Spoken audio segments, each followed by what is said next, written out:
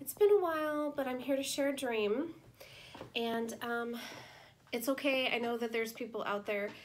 I've had people make some kind of ugly comments, but I'm not worried about that because if you don't like this or think that, you have negative thoughts about it, you don't have to watch. Just move along, but it might bless other people. So I hope that it does. And it was personal to me, but I think that it might bless some people.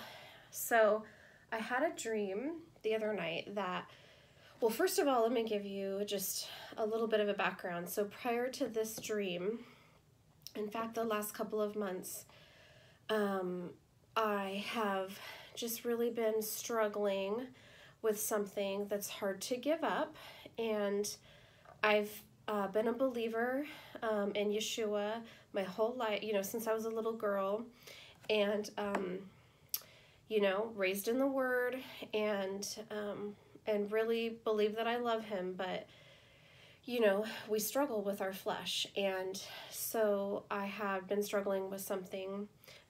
And anyway, so have this dream that all of a sudden I look and there's my great grandma, and she passed away when I was like 7 or 8 years old. I wasn't super close to her, but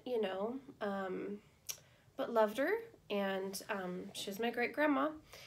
So in my dream, she's walking up to me, and her hair was styled kind of in a certain way to where it just helped me to see that there was a resemblance, that I looked a little bit like her.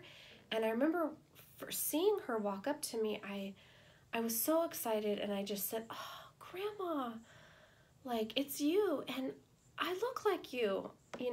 I said that to her right away, and I wanted to talk to her and kind of share that, and just enjoy the thought that, wow, I really do look like you.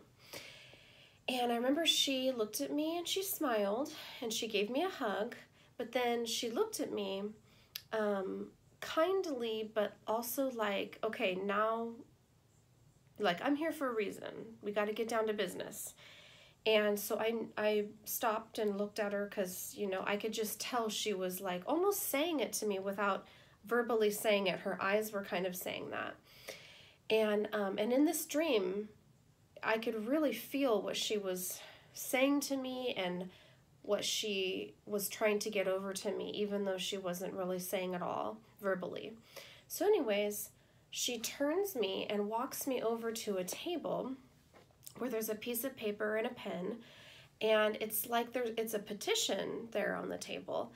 And she says to me, "Okay, now come on, it's time. It's time to sign. This is time to sign this, and this would really make me happy." Well, she didn't say it would make her happy, but I knew that it would make her happy. And she was kind of like saying, it was almost like, "What have you been waiting for? Like, it's time to do this. It's time to sign."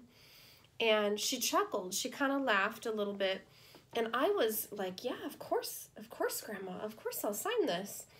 And I didn't really know what it was. I didn't think I knew what it was, but I think I did. I don't know if that makes sense, but I wouldn't normally just sign a petition or sign something that I didn't read or didn't know what it was about. But I just had a knowing that, yes, I needed to do this. And that I agreed. I was agreeing to it. I knew what I was agreeing to. So, but I signed it, and then I looked up at her, and she smiled just like, like she really was pleased that I did that. And then the dream ended.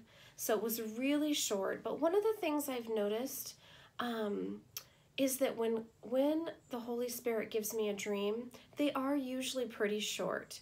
They're very to the point, very detailed. There's not a lot of other weird things in them. They are just very protocol, very clear.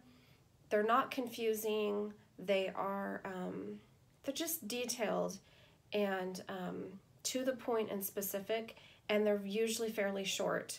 So I realize that this is a personal dream for me, but wanted to let you guys know that After the dream, I spent several hours just trying to figure out, what did this mean? What did this really mean? You know, what did I sign, and what was this all about? And it was definitely a petition.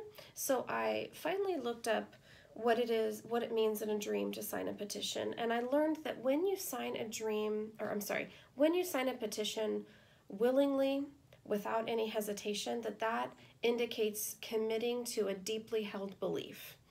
And it was like, as soon as I found this, I knew it just spoke clearly. It was like confirmation to me that, you know, it was just time to turn the ship around.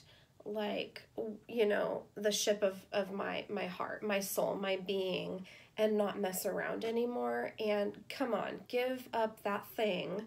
And you need to really commit your all to the Lord. You need to surrender all.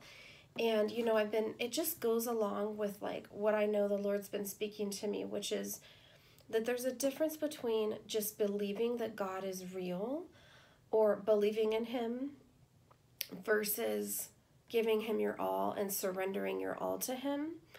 Because even Satan believes in God.